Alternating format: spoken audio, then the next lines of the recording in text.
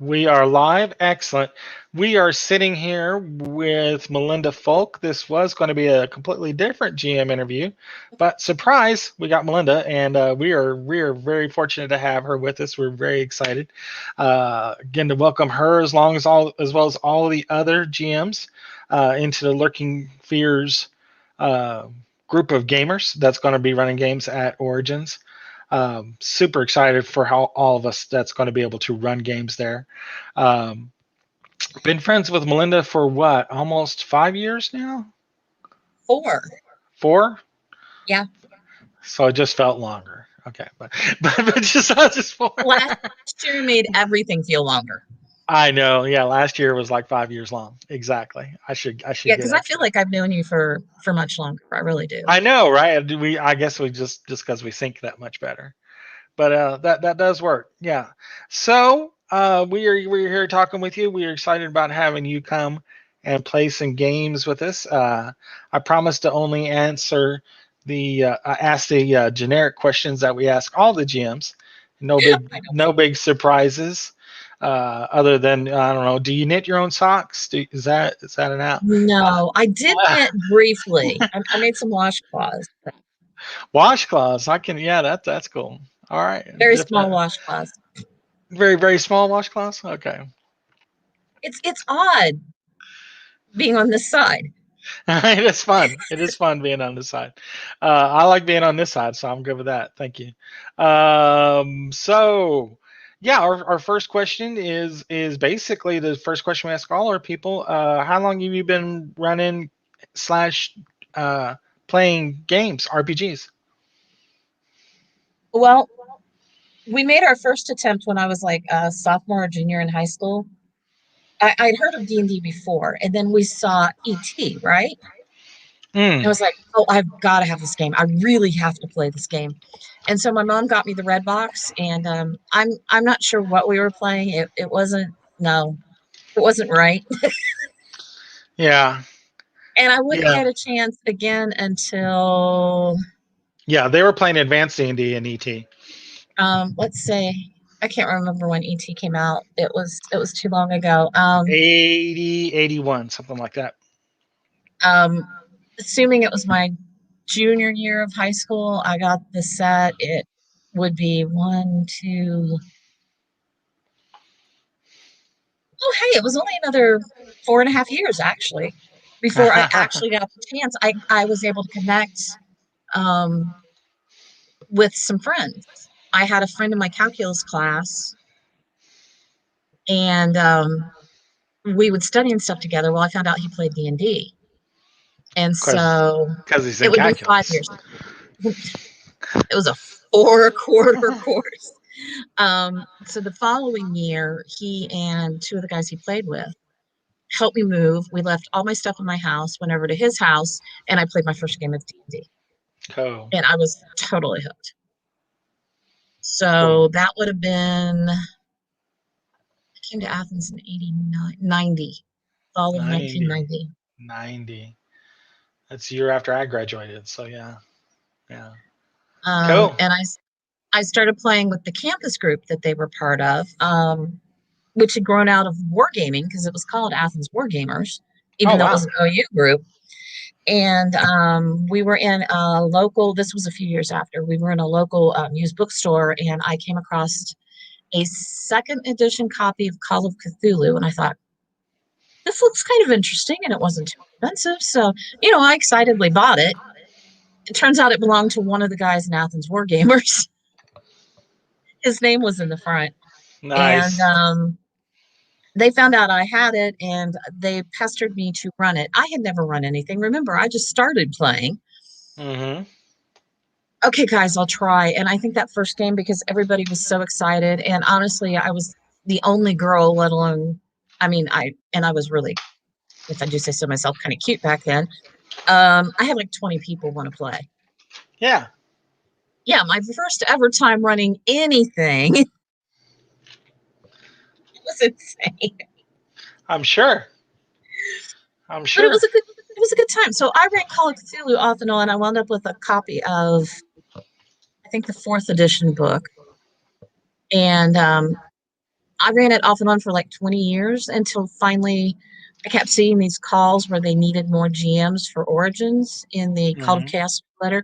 My husband had bought me the 7th edition rulebook for Christmas a couple of years before I got in touch with you. And I was like, okay, if it comes out and they still need new GMs or more GMs the next month, I'll do it. And it Hmm. was still there. And I sent you off that email. I asked my husband if he minded before I did this because, it was several days. Yeah, And I big sent you off commitment. that email. And that was, it'll be 4 years ago, this Origins. I was at my first gaming convention that was Origins, which is really cool. And I ran my first game at a convention. Hmm. Hmm. And Yeah. I'm so glad I did it because I've discovered I absolutely love it. I love running for complete strangers who are Oh there to yeah. play. Yeah. Yeah. Let's go into that a little bit because that's one of the questions I never think to ask the other people. Uh, what is it that excites you more about playing with players at a con versus your home group? We don't have all the distractions because my home group has, my eldest in it and my husband in it and the young man who's now my eldest boyfriend in it. And we have all the pets who need we have a dog who needs walked every so often. And usually we're finishing up cooking a meal for everybody for dinner. And there's a lot of, and I'm not knocking it, but there's a lot of distractions. Mm. We're in it as much for the social aspect as anything else. Yeah. At, at a convention, there's the social aspect of sitting down at a table with a bunch of other gaming geeks and then just Hmm. diving in for the next 4 hours. And they commit themselves almost totally to doing that for 4 hours. I mean, we usually take a quick break and we have a lot of laughs around the table, even while I'm driving them insane. And I've just learned I really, really like that experience.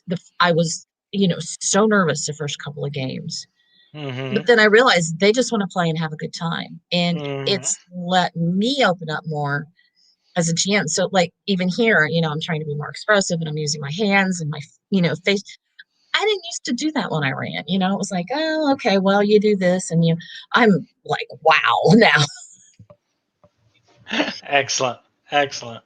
And it's just they're there. They want to have a good game and a good Yeah. time. And they don't care if they die. They don't care if they go crazy. Yeah. It's part of the fun.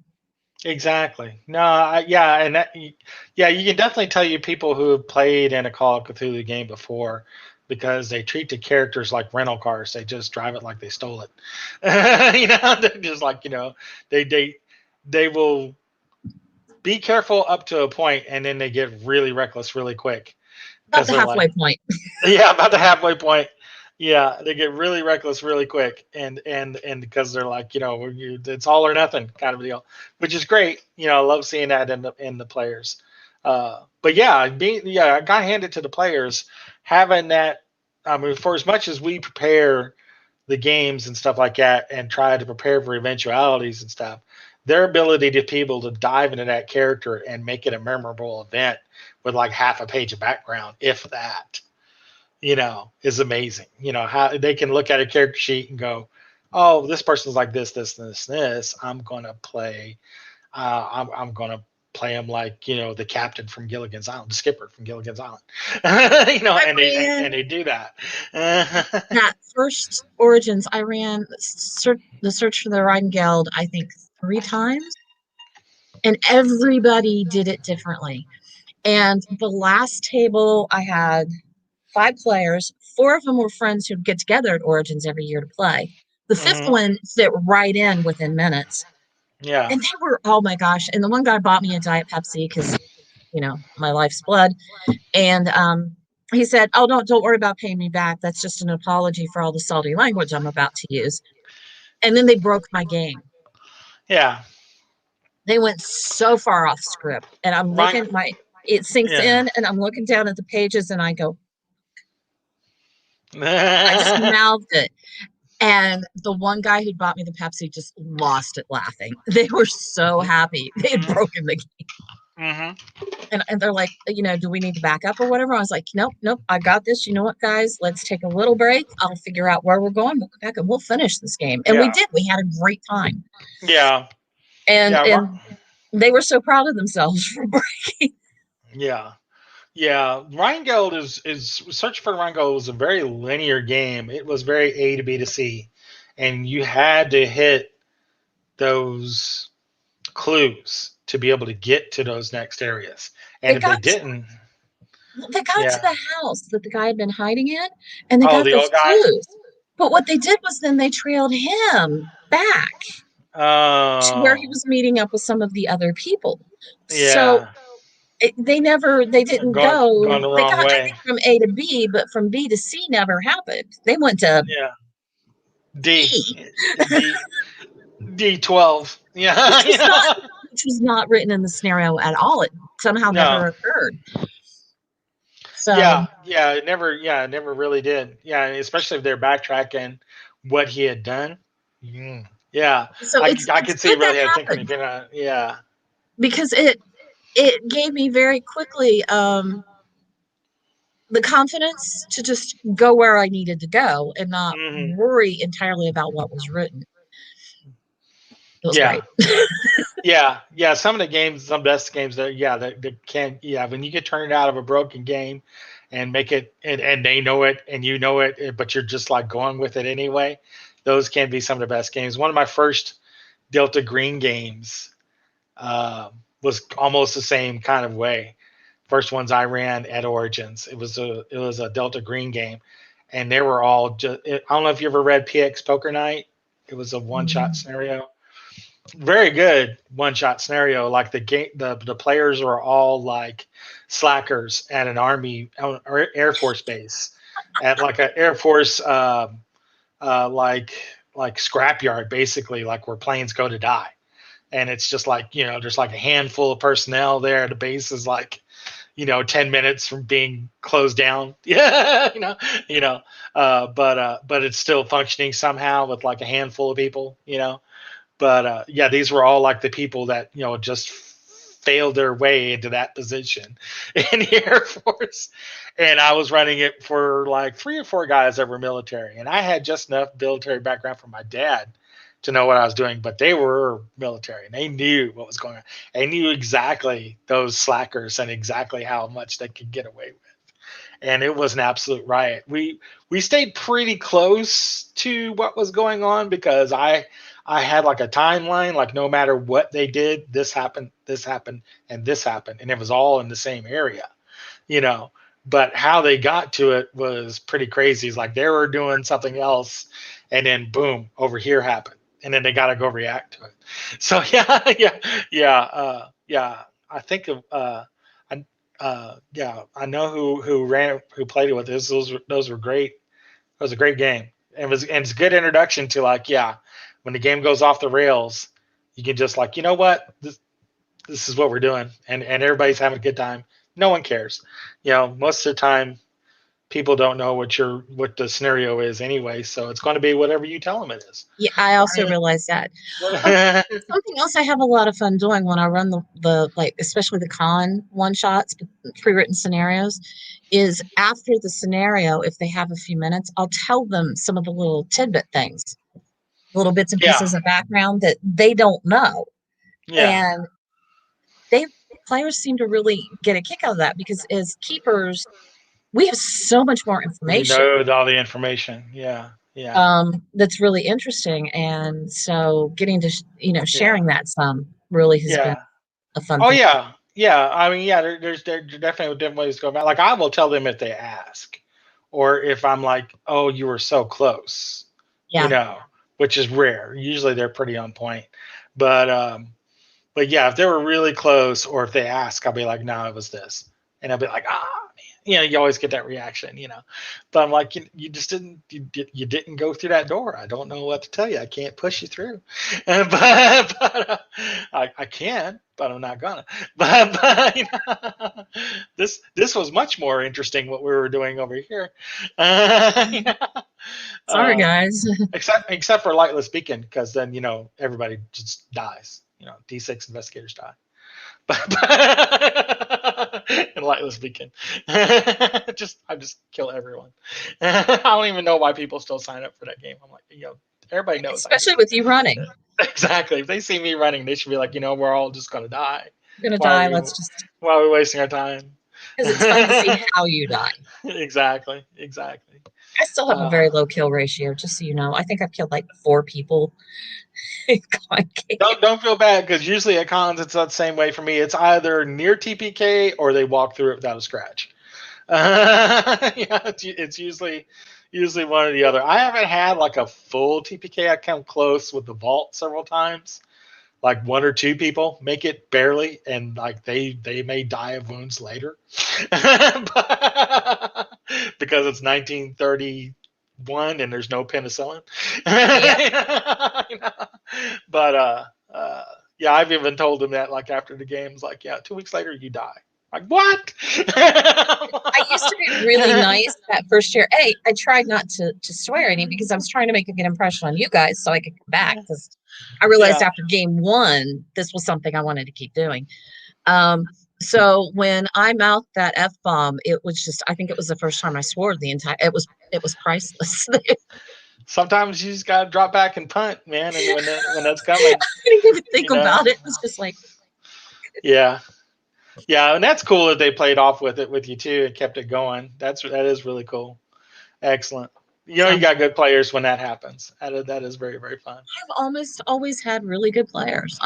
Yeah, yeah, yeah. I'm Call of grateful for that. Cthulhu. Yeah, Call of Cthulhu brings in that group. Like people go in knowing, unless they're complete noobs.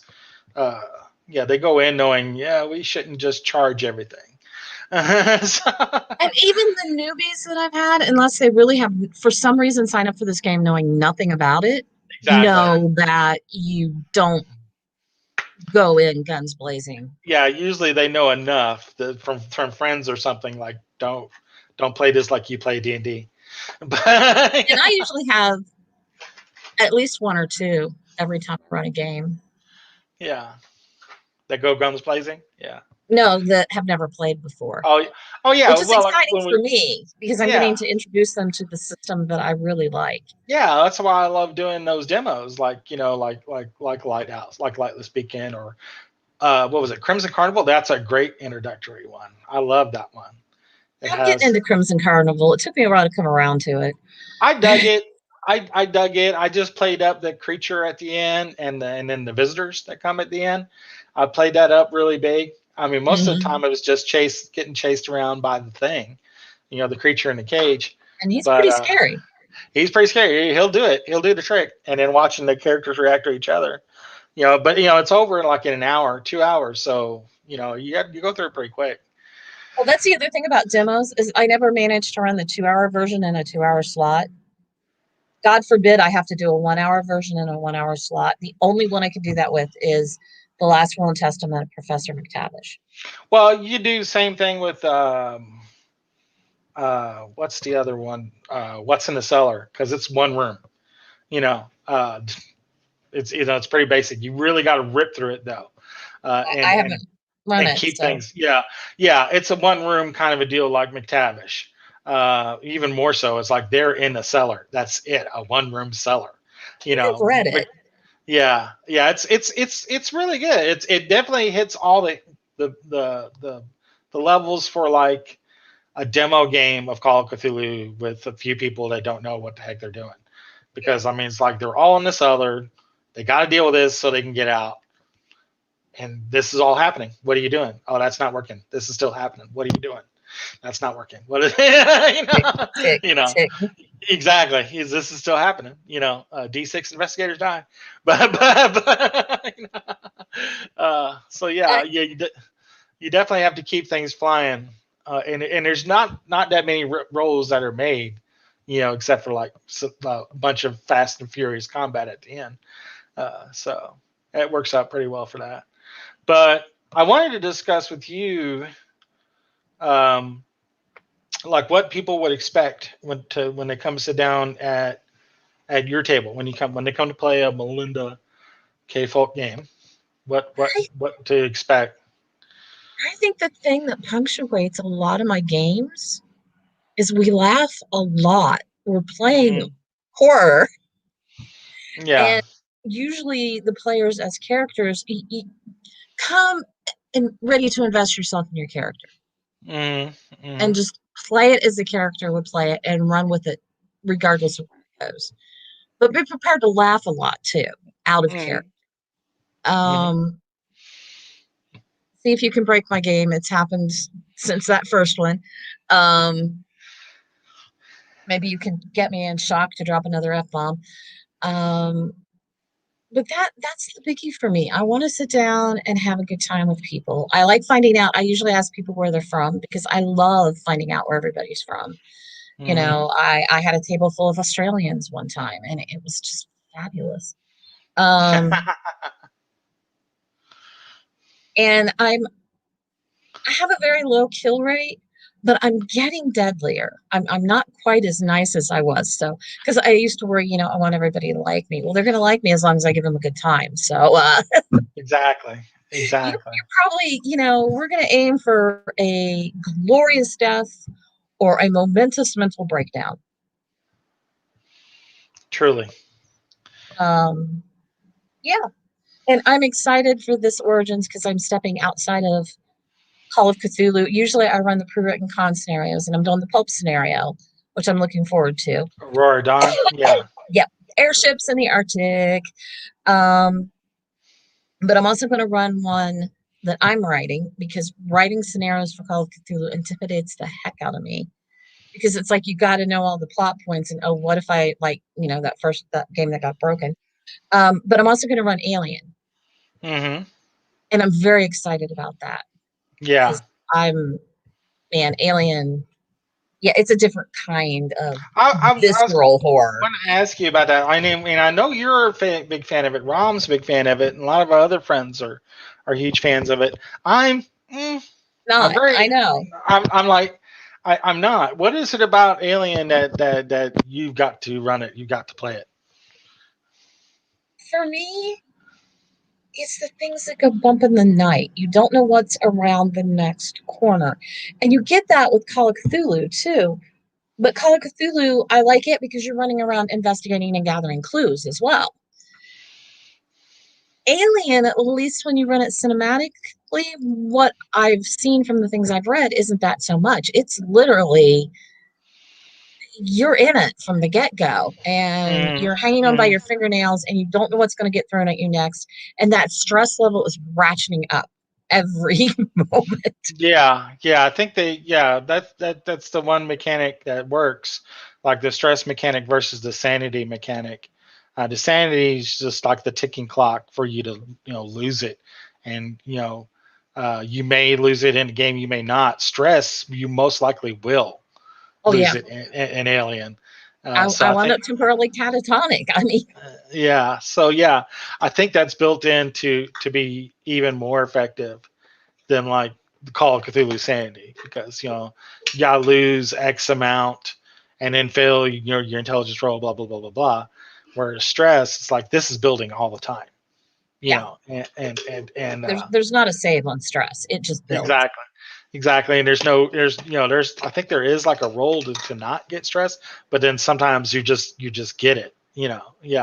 I think it's Um, some of the event based stuff, and you I know. like it because it's got that brooding atmospheric um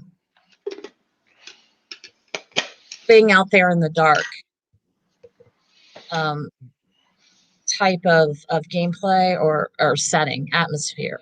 Hmm. Uh, and I like my horror um, more atmospheric. I like the hints of things scuttling in the dark, and then they don't really see what's after till almost the end of the Yeah, tale, and then at the same time, horrific things are happening to the people they know. They're finding bodies ripped apart.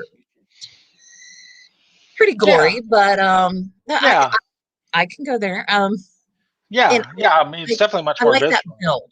Yeah, yeah. I guess what I hold against Aliens, if I hold anything against, I mean, it's a fine game. All of you guys can't be wrong. And And if I actually sat down and gave it an honest chance, I tried to play it with you guys at one time, and then I think I got ill. I couldn't finish it. I was Yeah, digging what you I was, did. yeah, I was digging what I was playing.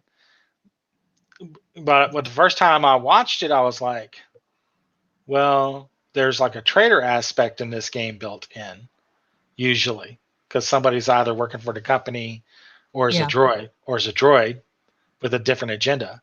And yeah, everybody's got their different agendas, which is cool. You yeah, know, I like that. yeah. But I mean, I think everybody's is fairly benign except for whoever's working for the company and the android. But um, I guess the only thing I hold against Alien, and again, I think it's my family, my own personal take on it, is like I know what that is that's out there. It's a face hugger or an alien. I'm like, I don't see a whole lot of variation. Yeah. Whereas in Call of Cthulhu, it could be whatever the hell I want it to be. You know, I could do the same thing in Call of Cthulhu, but yeah, I don't have that stress mechanic. Could I do that by ratcheting up the sanity? Yeah, probably. But yeah, I guess that's the one sticking point for me is like I know what it is.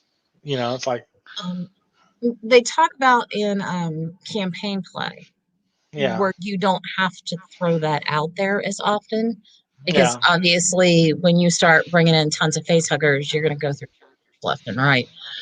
Um, so there, some of it's just the horror that we perpetuate of one another.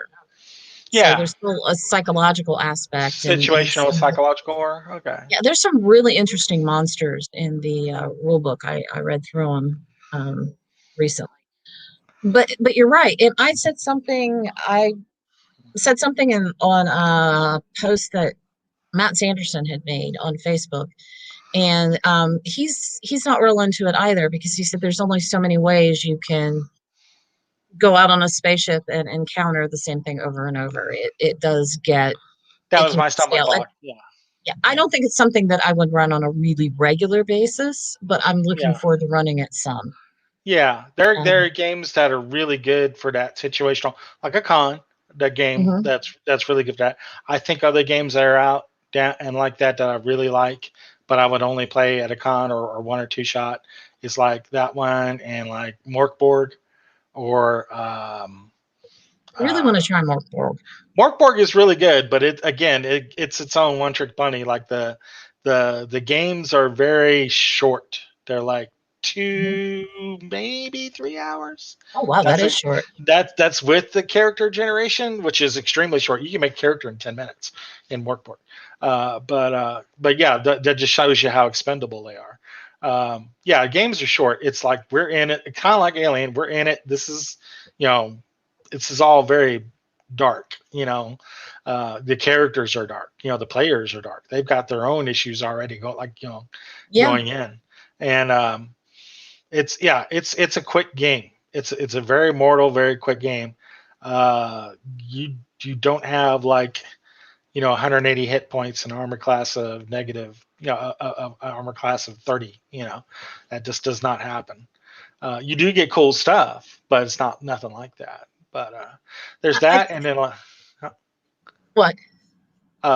there's that, and then like Mothership. Mothership's another one like that. That's very good, very situational, one maybe two shot kind of game. But I don't see a campaign coming out of it. But it's really really good for what it is.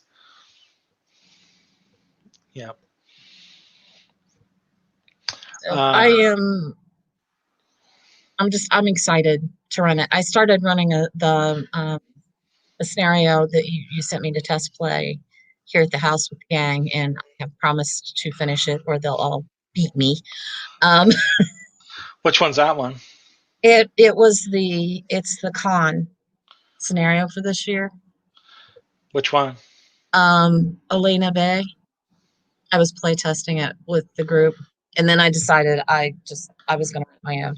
And I'm not saying it's a bad scenario. It just wasn't a me scenario, if that makes sense. Like sometimes you get the con scenarios from Chaosium, and you're like, Yeah. no, no, no, that one doesn't interest me either. It kind of is played out like that. Oh, okay. Yeah, I get it. I get it. And then I got an idea, and I'm like, I could do this. Exactly. Exactly. Yeah, make it your own. Absolutely. Yeah, a lot of the concertinaires are like that. And and I was worried about that too when I first started getting them from Chaos Team. It's like, does this have to go exactly like this? Because I've been in that wheelhouse before. We talked about that before. Yeah. And Todd's really great about saying, hey, as long as everybody has fun, I don't care. I mean, he's not going back and asking every player, did this happen? Did this happen? Did this happen? He's not doing that. He's like, did you have a good time? Yeah. Okay, we're good. And so That's what it should be, exactly, really. exactly, 100%.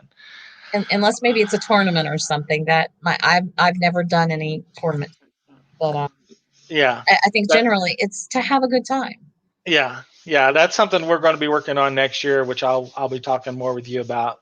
I'm super Yeah. excited to do that for next year. But we are going to close up this interview. We're hitting a little over the 30-minute mark. But yeah, I wanted to get everybody a chance to meet and talk with Melinda, as well as some of all the other great GMs that we're going to have here.